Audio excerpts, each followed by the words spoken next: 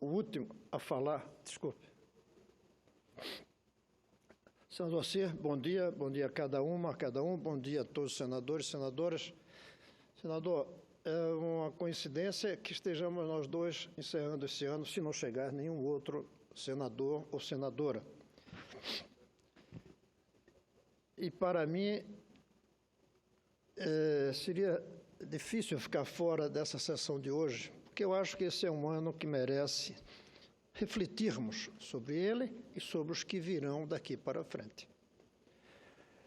Esses últimos dias, muitos me perguntam como eu definiria o ano de 2015, com todas essas conturbações que tivemos desde o início. E eu disse que eu definiria como o ano da descoberta do Brasil.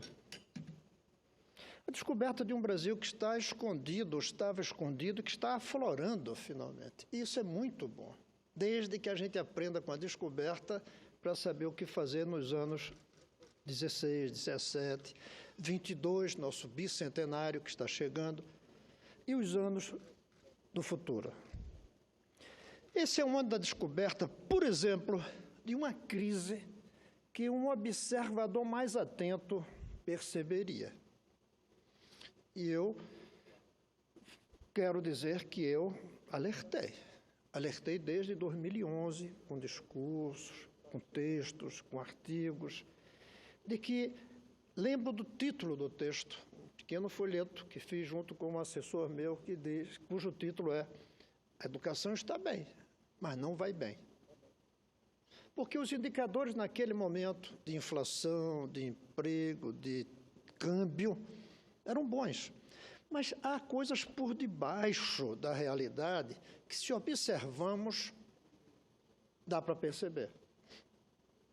Colombo não chegou na América sem que houvesse já sinais de que existia o continente. Embora, no fundo, ele queria ir para a Índia pelo outro lado, mas havia sinais de que havia terra no meio. E ele teve a ousadia de ir atrás. Havia sinal de que as coisas não estavam bem com a economia brasileira. Por exemplo, via-se que os gastos públicos estavam excedendo os limites da responsabilidade. Nem digo fiscal, da responsabilidade, ponto. Havia sinais de que a gente estava gastando mais do que deveria. Pior, havia sinais de que a gente estava gastando mais do que podia em itens que não trariam resultados para dinamizar a economia. Itens até necessários, como pagar o passado, a dívida que contraímos. A dívida com os aposentados, a dívida com o passado. A dívida com a população pobre é uma dívida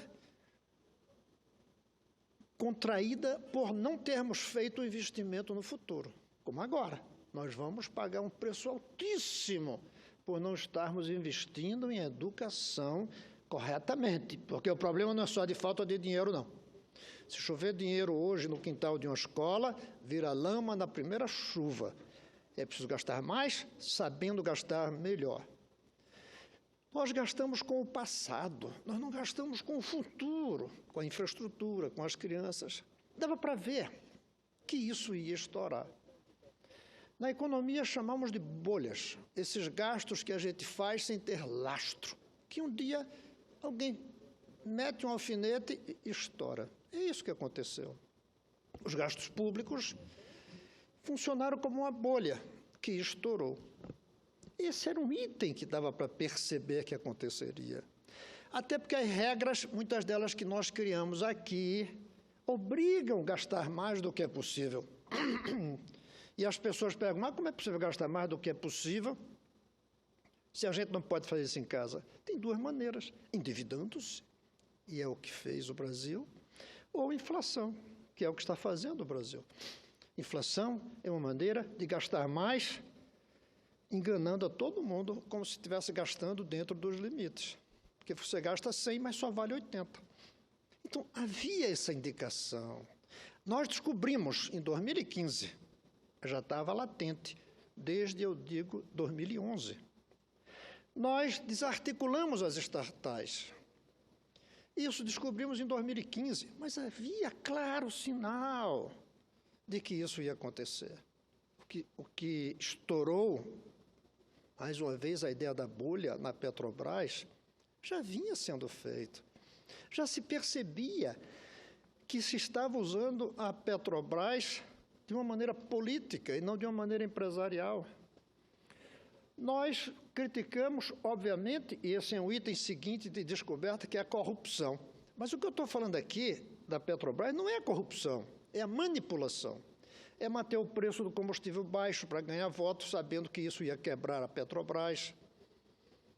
Dava para ver. Quantos discursos alguns de nós não fizemos aqui dizendo que não dava para segurar o preço do combustível, porque depois o aumento seria muito pior. Mesma coisa das tarifas elétricas. Eu fui acusado aqui de não querer que reduzisse as tarifas elétricas. Recebi críticas. Um senhor disse que eu não estava querendo que os pobres tivessem ar-condicionado, porque dizia que era um risco reduzir as tarifas, porque elas depois viriam aumentadas muito mais. E eu respondi para ele que eu queria sim que os pobres tivessem ar-condicionado, mas para isso era preciso que os ricos desligassem os deles, porque não tinha energia para todos ao mesmo tempo. E propus a ele que ele só usasse o ar-condicionado dele 6 meses para que outro pudesse usar 6 meses. Pois bem, estava claro que aquela redução das tarifas de energia iria gerar esse problema. Nós descobrimos em 2015, mas havia sinais já em 2014. A desorganização administrativa, que dificulta fazer as coisas mesmo quando tem dinheiro. Quantos projetos no Brasil está com dinheiro sobrando e a gente não consegue fazer por incompetência gerencial? A gente está descobrindo agora, mas já havia sinais. O excesso de otimismo, que eu coloquei sempre nos meus discursos aqui, como um dos fatores que levariam à crise. Porque o otimismo cega. O superotimismo, ele fica cego. Ele não vê a realidade. O otimismo do pré-sal. Quantas vezes eu disse aqui que o pré-sal não ia resolver os problemas do Brasil, porque o Brasil é grande. Um pré-sal resolve os problemas de um país pequeno do Golfo Pérsico. 800 mil habitantes tem o Catar. Nós temos 220 milhões. O Brasil, eu me lembro que dizia, não cabe dentro de um poço de petróleo.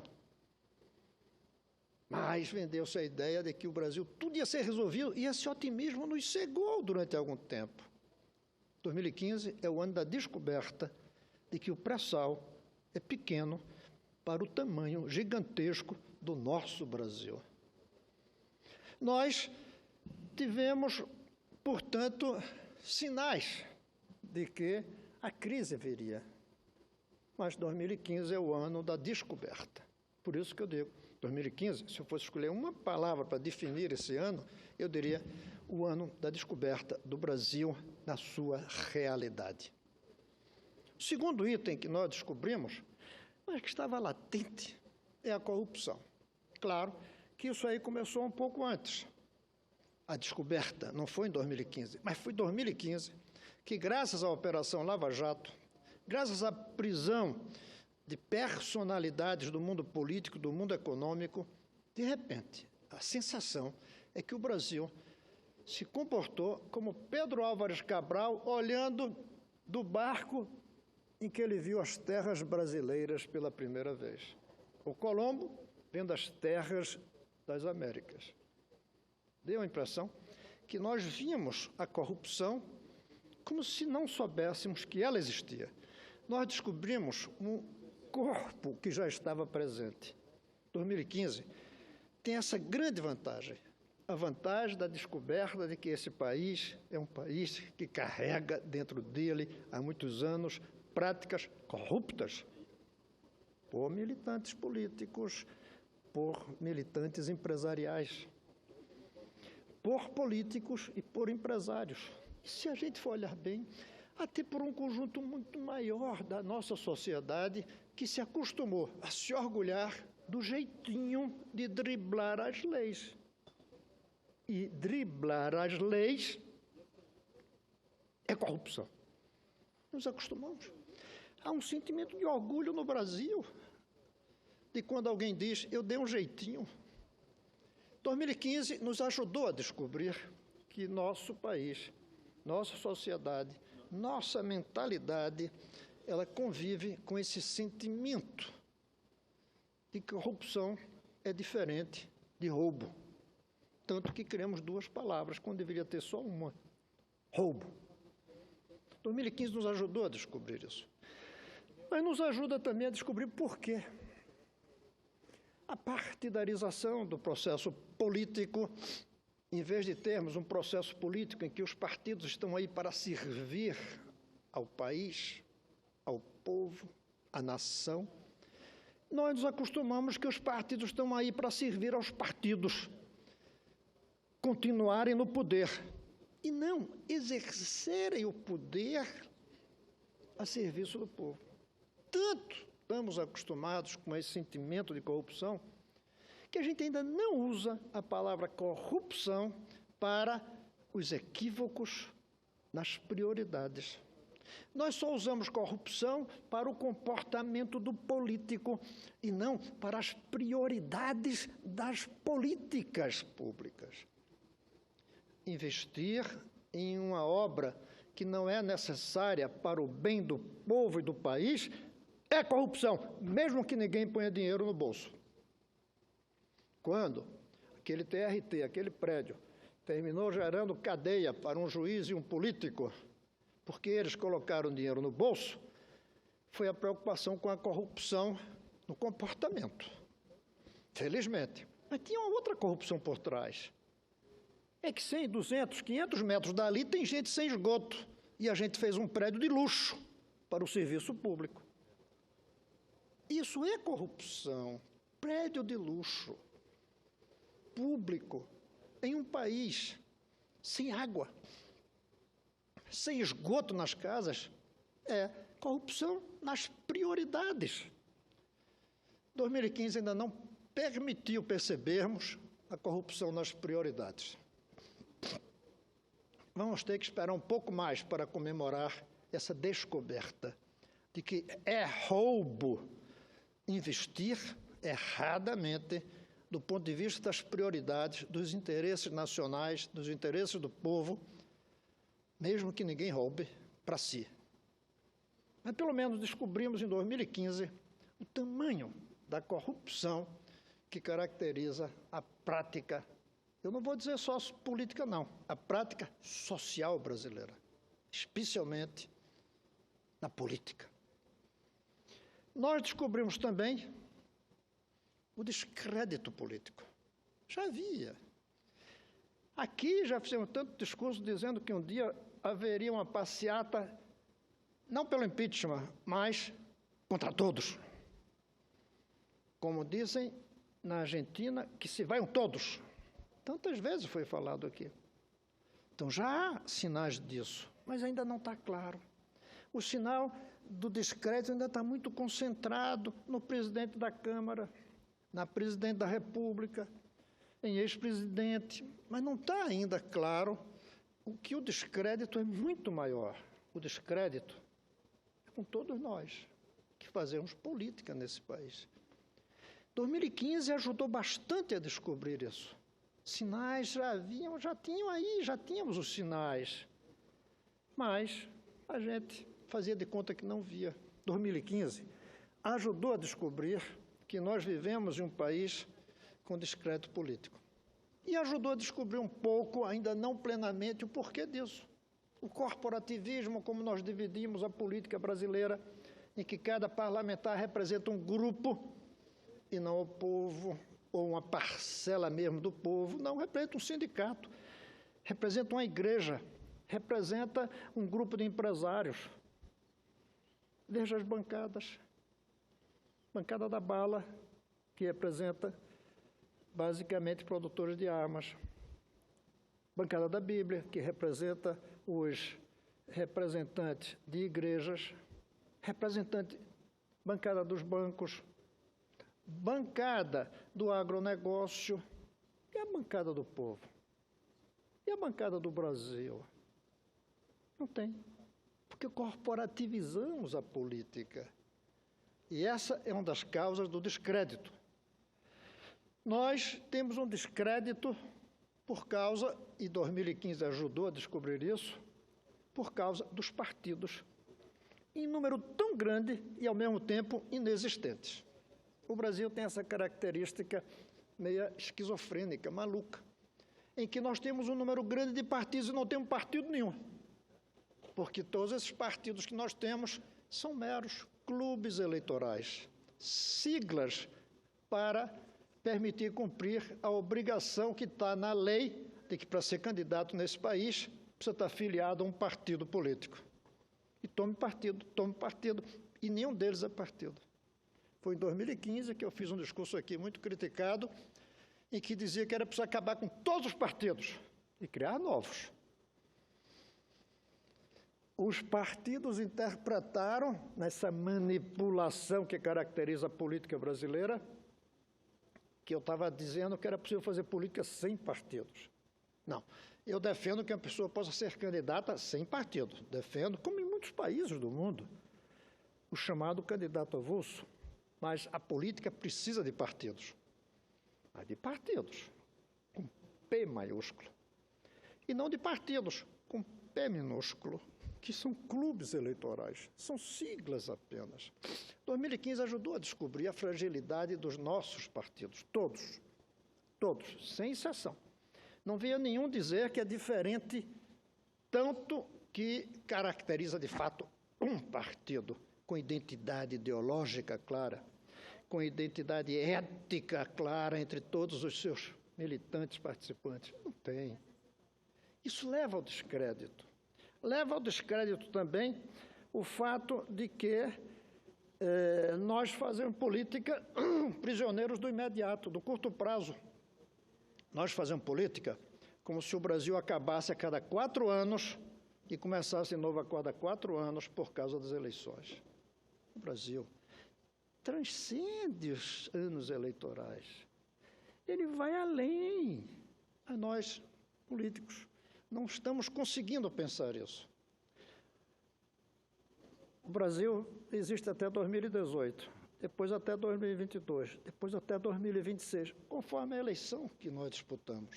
Para os vereadores, os prefeitos, é 2016, 2020, 2024, como se fosse um país de saltos e não um país de continuidade. Isso está desmoralizando, porque nós não vemos o longo prazo. Não falamos o que vai ser o Brasil daqui a 20, 30 anos. Aqui dentro não aparece. E aí votamos uma quantidade imensa de leis para este ano, em cima do seu final.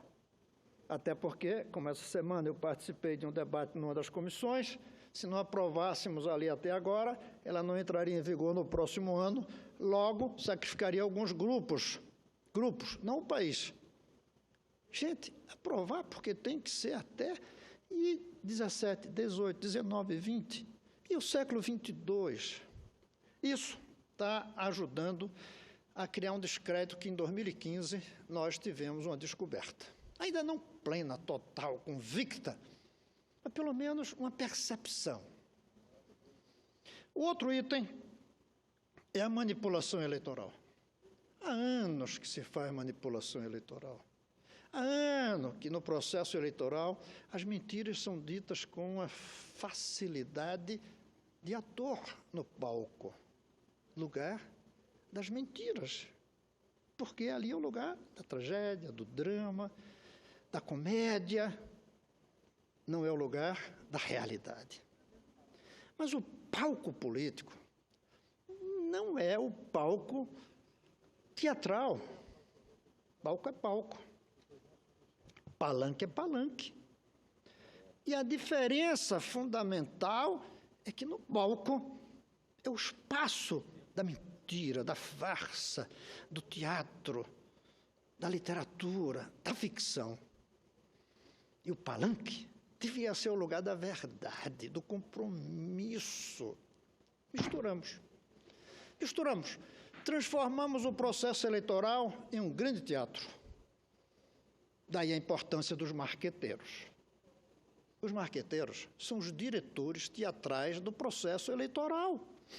E no Brasil, tem sido mais importante nas disputas presidenciais os nomes dos marqueteiros do que os nomes dos candidatos.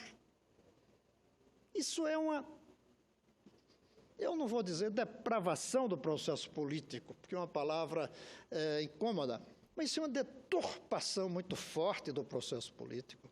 Primeiro, marqueteiro devia existir para sabonete, para roupa, para televisão, para carro, não para político. Mas se existisse, se for preciso alguma ajuda de assessoria, que ninguém saiba nem o nome, de tão discreto que seja o trabalho dele. Mas não é o nosso caso. No nosso caso brasileiro hoje, o marqueteiro é o diretor teatral da farsa eleitoral. Isso gera uma manipulação em que quem é eleito é quem é capaz de mentir com mais competências graças ao diretor por trás dele fazendo os programas eleitorais. Tem que acabar com esses programas eleitorais. Programa eleitoral tem que ser o candidato olhando no eleitor. Candidato e eleitor. Sem nada por trás disso. Até se ele quer dizer que fez obras, que ele diga, não mostre. Não precisa disso. Isso é teatralização da política. Isso é a política cinematográfica, que leva ao que a gente descobriu em 2015, que carrega mentiras, que mostra um Brasil que não é o real e que propõe um Brasil que não é possível, que a gente viu. O Brasil que apareceu na campanha de 2014 era o das tarifas elétricas baixas. O Brasil que apareceu em 2015 das tarifas elétricas altas. O povo descobriu essa manipulação. 2015 é o ano da descoberta do Brasil real. Do Brasil em que a gente falseia o processo eleitoral. Até aqui, a gente nunca tinha visto com tanta nitidez a diferença, o divórcio entre promessas e programas na hora de executar. Não tinha se visto com tanta nitidez. Até porque, como não havia a reeleição, não havia candidato presidente, salvo 2 antes apenas. Foram 2 experiências de reeleição apenas. É nessa terceira que se demonstrou a farsa de uma presidente candidata, mostrando um Brasil que ela teria feito, que não era a verdade, e propondo um Brasil que ela faria, que não seria a verdade. Essa manipulação, ela traz problemas muito sérios. E a gente não percebia. 2015 é o ano da descoberta do Brasil manipulado na política. E essa manipulação traz, a meu ver, uma descoberta que é muito triste para mim. É a manipulação de usar como o que seria um programa, o que não passa de um slogan, que é a ideia da pátria educadora. 2015 mostrou que a ideia de pátria educadora tem sido apenas um slogan. Nossas crianças continuam sem se alfabetizar na idade certa. Nossos jovens continuam sem terminar o ensino médio. Os 40% que terminam continuam terminando sem qualificação para enfrentar o mundo. Continuamos com 13 milhões de analfabetos adultos e a torneirinha que pinga analfabetos adultos continua aberta. A gente descobriu isso em 2015. Descobriu que o Ciências Sem Fronteiras, esse programa tão bom, criado pelo governo atual, juntando de Lula para cá, não tinha consistência de continuar por falta de dinheiro, e foi prometido que continuaria.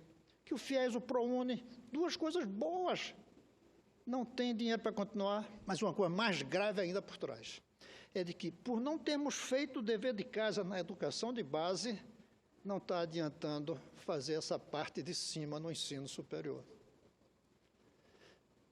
2015 permitiu a descoberta de que sem uma educação de base com qualidade, não adianta aumentar o número de universidades, o número de universitários. Não é que seja ruim, mas não adianta, não é suficiente. Não constrói uma nova pátria, não constrói um novo Brasil. E aí, senador, assim eu concluo, passando da descoberta para a construção.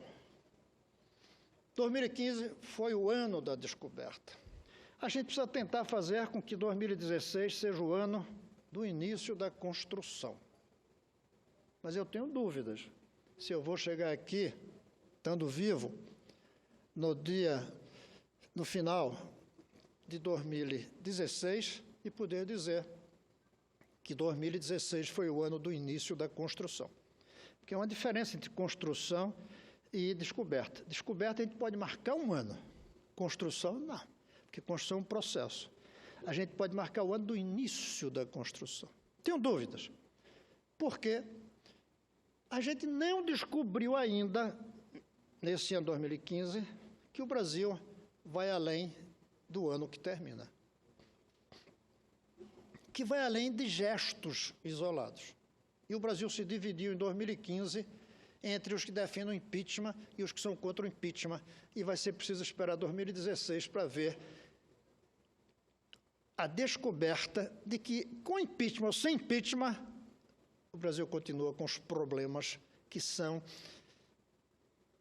reais e que não dependem apenas de quem é o presidente e quem não é. O Brasil vai ter que esperar 2016 para perceber que o impeachment ou o não impeachment não basta para construir um novo país. Para construir um novo país. Vai ser preciso que, com impeachment, que traga um novo presidente já em 2016, ou sem impeachment, que mantenha a mesma presidente em 2016, qualquer que sejam os dois, eles vão ter que fazer alguns gestos. Primeiro, assumir, qualquer deles, que ele não governa para o seu partido, nem para a turma ao redor do partido e nem dos partidos da coalizão. O seu partido, os partidos da coalizão estão aí para servir ao Brasil, e não o Brasil para servir a esses partidos. O presidente vai ter que descobrir. Eu acho até que presidente deveria, no primeiro dia de governo, deixar de ser presidente. Primeiro-ministro tem que sair do seu partido, desculpe, não deixar de ser presidente. Primeiro-ministro tem que ser de um partido. A presidente representa a nação. Por isso que se faz impeachment. No caso do parlamentarismo, se tira a confiança e ele cai, sem nenhum trauma, sem nenhum problema. Presidente, não. Presidente, para cair, tem que passar por um processo muito cuidadoso, rigoroso, porque ele não é só chefe de governo, ele é chefe da nação, do Estado. Chefe de Estado não devia ter partido. Como imperador não tem partido. Rei não tem partido.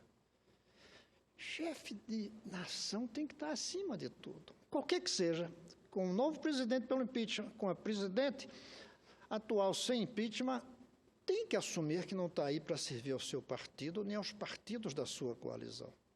Tem que dialogar com as oposições. Tem que ouvir os críticos, coisa que a atual presidente faz de conta que ouve.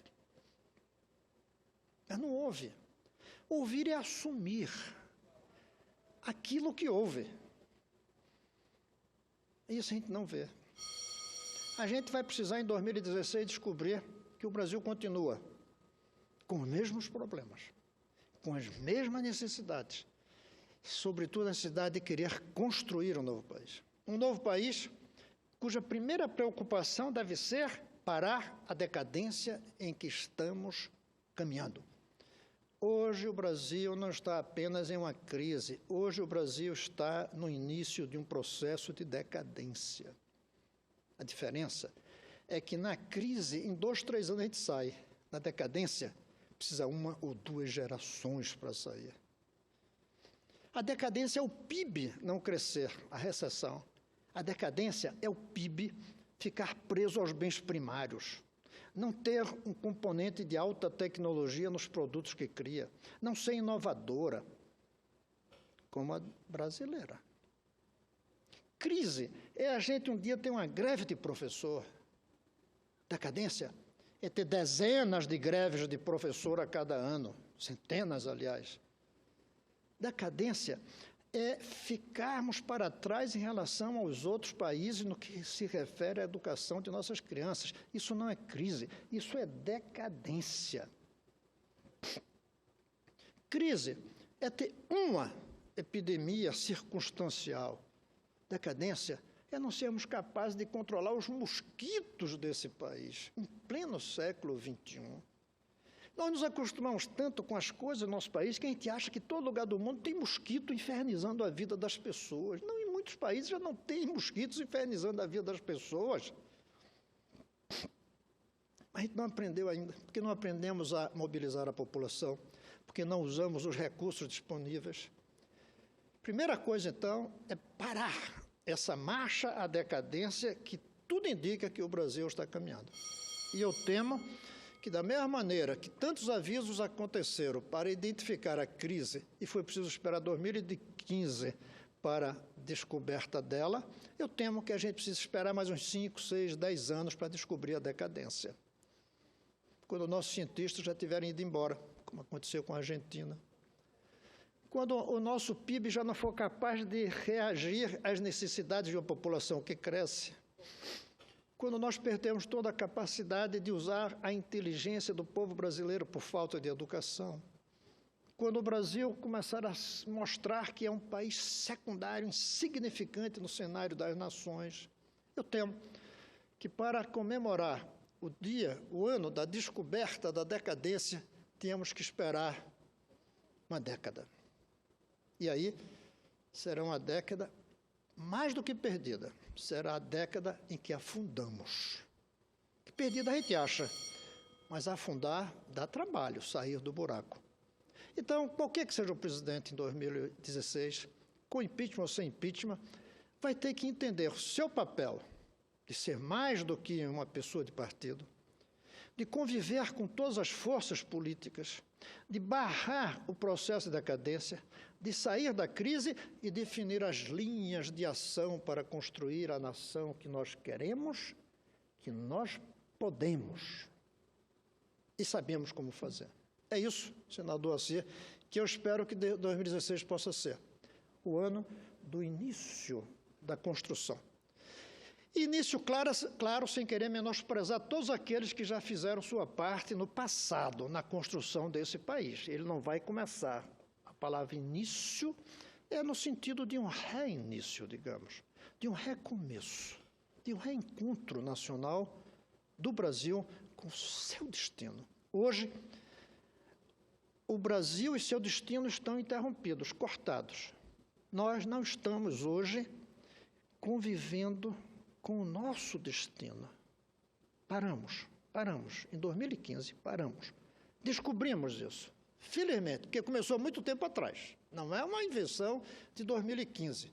Não é uma invenção da presidente Dilma, vem de antes. Vem de não termos feito o dever de casa muitos anos atrás. Para mim, principalmente na educação das crianças, mas uma opção de outros deveres também que nós não fizemos. Inclusive isso de nos acostumarmos, e a nossa Constituição é pródiga nisso, em termos direitos e não deveres. Esse é um dos grandes erros nossos. Nós colocamos uma Constituição de direitos, não de deveres. É como se o país existisse para cada um da gente, e não a gente também para o país.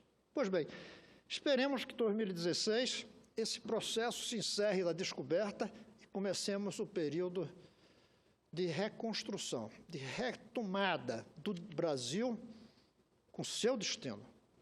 E isso não vai ser resolvido por ter ou não ter impeachment. Estão iludidos os que acham que o impeachment é suficiente para iniciar um novo Brasil. Também estão iludidos os que acham que a continuação do governo Dilma será suficiente para levar o Brasil ao destino que nós temos o direito de querer e a obrigação de construir. Que 2016 seja um ano de construção e não apenas de descobertas.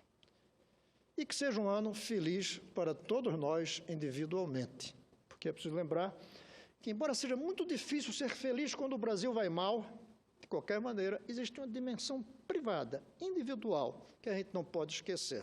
E é pensando nessa dimensão individual, que a gente não pode esquecer, que eu desejo a cada um de vocês, crianças, adultos, velhos, homens, mulheres, brancos, negros, índios, qualquer um de nós que tem esse privilégio de se sentir e dizer brasileiro, brasileira, eu desejo um feliz 2016.